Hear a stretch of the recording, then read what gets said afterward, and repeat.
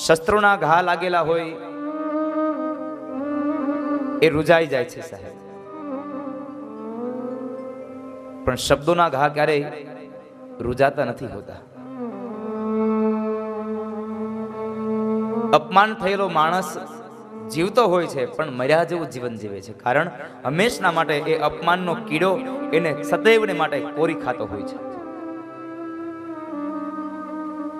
માટે ભગવાનને પ્રાર્થના કરજો કે અમે કોઈનું માન ન આપી શકે તો કાંઈ નહીં, પણ એટલી કૃપા કૃષ્ણ કરજો કે અમે કોઈને અપમાન ન આપીએ, અમે કોઈનું અપમાન ન કરીએ. અમે માન ન આપી શકે તો કાંઈ નહીં, પણ અમારાથી કોઈનું અપમાન ન થાય, કારણ આપણી કહેવત છે જીભમાં વાગે એ મટી જાય છે. 32 દાંતની વચ્ચે જીભ રહે છે. કંઈક ખાતા હોય અને કદાચ બટકું ભરાઈ જાય તો એ જીભમાં ભરાયેલું બટકું 1 દિવસ 2 દિવસ 3 દિવસ 1 અઠવાડિયામાં મટી જાય છે. પણ એક વાત યાદ રાખજો ખાસ કરીને કે જીભથી જેને બટકું ભરાઈ જાય એ જિંદગી ભર નથી રૂજાતું સાહેબ. જીભમાં વાગેલું મટી જાય છે પણ જીભથી વાગેલું ક્યારેય ન મટે. માટે ક્યારેય કોઈને ખરાબ શબ્દો ન કહેશો, કોઈનું અપમાન ન કરશો, કવેણ ન બોલશો. અપમાન કરી અને અશ્વત્થામાને છોડી મૂક્યા છે. અપમાનનો અગ્નિ હજી પણ અશ્વત્થામાને બાળી રહ્યો છે. આ બાજુ ભગવાન કૃષ્ણ દ્રૌપદીના 5 દીકરાઓનો અગ્નિ સંસ્કાર કરાવી અને હવે ભગવાન કૃષ્ણ દ્વારિકા જવા માટે તૈયાર થાય છે. ભગવાનનો રથ તૈયાર થયો અને જ્યાં ભગવાન જવા માટે તૈયાર થાય, એક પગ પોતાનો ભગવાને રથના પગથિયામાં મૂક્યો અને બીજો પગ હજી નીચે છે. ત્યાં એક સ્ત્રી આવી અને ભગવાનનો પગ પકડી અને ભગવાનના પગને પકડી અને રડી રહી છે અને ભગવાનને પ્રાર્થના કરે છે, પાહી પાહી મહાયોગિન દેવ દેવ જગતપતે નાન્યમ ત્વદભયમ પશ્યે યત્ર મૃત્યુ પરસ્પરમ. હે નાથ, હે પ્રભુ, આપ રોકાઈ જાઓ. શા માટે? મારા ગર્ભની રક્ષા માટે, કારણ અશ્વત્થામા મારા ગર્ભને મારી નાખશે. પાહી પાહી મહાયોગિન દેવ દેવ જગતપતે નાન્યમ ત્વદભયમ પશ્યે યત્ર મૃત્યુ પરસ્પરસ. મહારાજ, હે નાથ, આ જગતમાં જેનું જન્મ એનું મૃત્યુ એ નક્કી છે. મારું મૃત્યુ થાય તો ભલે થાય, પણ મારા ઉપર કૃપા કરો, મારો ગર્ભની અંદર રહેલા બાળકનું મૃત્યુ ન થાય. આ સ્ત્રી કોણ હતી? પાંડવોના પુત્ર અભિમાન્યુ અને અભિમાન્યુની વિધવા પત્ની ઉત્તરા હતી. એના ગર્ભમાં રહેલો એ બાળક એ પરીક્ષિત મહારાજ. ભગવાનનો પગ પકડીને કહે છે, પ્રભુ મને બચાવો, નહીં તો કાંઈ નહીં, મને ભલે મરી જવા દો, મારું મૃત્યુ આવે તો મને વાંધો નથી, પણ મારા ગર્ભને બચાવી લ્યો આપ. તમે જુઓ, કૃષ્ણ જાય છે તો કૃષ્ણના પગ પકડ્યા, નહીં તો કદાચ એ ઉત્તરાને ક્યાં ડરવાની જરૂર હતી?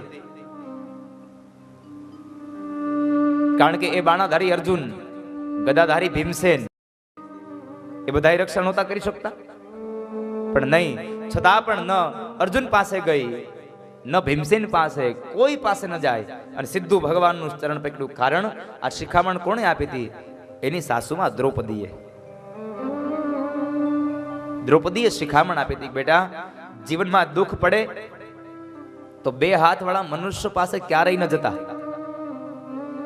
જીવનમાં દુઃખ પડે એટલે ઘરના દરવાજા બંધ કરી અને મંદિરમાં જઈ જે ભગવાનને માનો છો ને એની પાસે 2 આંસુડા પાડી લેજો.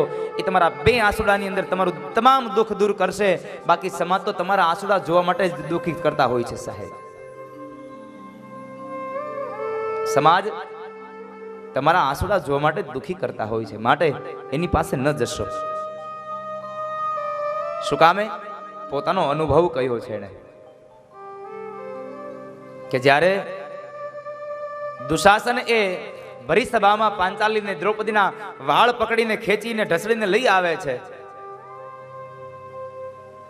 એ સમયે દુર્યોધન પોતાની જાંગને ખુલ્લી કરી અને કહે છે કે અહીંયા બેસાડું તને. અને એ વખતે જ્યારે નિર્વસ્ત્ર બનાવવાની વાત થઈ ત્યારે એ દ્રૌપદીએ 5 પાંડવો પાસે જઈને કીધું કે તમારી પત્ની છું, મારી લાજદાર રોકી લ્યો. 5 પાંડવો નીચે જોઈ ગયા હતા. નહીં તો ત્યારે પણ એ જ અર્જુન હતો, એ જ ભીમસેન હતો, છતાં પણ એ કઈ નહોતા બોલ્યા. અનેક મહારથીઓ બેઠા છે, એમાંનો એક મહારથી પિતામહ ભીષ્મ બેઠા છે કે જેણે કાળને પણ જીત્યો છે. પિતામહ ભીષ્મ પાસે જઈ અને એને ખોળો પાથરીને દ્રૌપદી પગે લાગીને કહે છે, પિતામહ મારી લાજ જાય છે, તમારા કુટુંબની, તમારા પુત્ર વધુની લાજ લૂંટાય છે, મને નિર્વસ્ત્ર બનાવાય છે, મને બચાવી લ્યો. ત્યારે પણ એ ભીષ્મ પણ નીચે જોઈ ગયા હતા. એને પણ દુશાસનને નહોતું કીધું. અને જ્યારે કોઈ એની વાત ન સાંભળી ત્યારે 2 હાથ જોડી આંખો બંધ કરી અને દ્વારિકા વાળા કૃષ્ણને કીધું હતું કે હે કૃષ્ણ, હવે તમે બચાવી લ્યો. આંખમાંથી અશ્રુની ધારા સાથે જ્યારે દ્રૌપદીએ ભગવાન કૃષ્ણને યાદ કર્યા અને જ્યારે દુશાસન એના અંગ ઉપરની સાડી ખેંચતો જાય, જેમ સાડી ખેંચતો જાય એમ કૃષ્ણ સાડી પૂરતો જાય, જેમ ખેંચતો જાય તેમ કૃષ્ણ સાડી પૂરતો જાય. સાહેબ 999 ચીર કૃષ્ણએ પૂર્યા હતા. દ્રૌપદીને પ્રસંગ યાદ હતો એટલા માટે એને પુત્રાને કીધું કે બેટા, જીવનમાં દુઃખ આવે તો 2 હાથવાળા મનુષ્ય પાસે નહીં, 1000 હાથવાળા હરિ પાસે જઈને તમારું દુઃખ ગાજો, ક્ષણભરમાં તમારું દુઃખ દૂર થશે. 2 હાથવાળા દૂર નહીં કરે. એટલે ઉતરાએ આવીને ભગવાનનો પગ પકડીને કહે છે, પાહી પાહી મહાયોગિની દેવ દેવ જગતપતે નાન્યમ ત્વદ ભયમ પશ્યે યત્ર મૃત્યુ પરસ્પરમ. હે કૃષ્ણ, હે પ્રભુ, મારું મૃત્યુ થાય તો ભલે થાય, પણ મારા સંતાનનું મૃત્યુ ન થવું જોઈએ. એ સમયે માતા કુંતા પણ આવી અને ભગવાનની પ્રાર્થના કરે છે, પ્રભુ આપ રોકાઈ જાવ ને. દુઃખ હતું ત્યારે અમારી સાથે રહ્યા, અને સુખ આવ્યું તો તમે જતા રહેશો. તમે મારી સાથે રહો. અને જો તમે જતા રહેતા હોય તો એવા સુખની અમારે જરૂર નથી. એવું સુખ અમારે નહીં જોઈએ.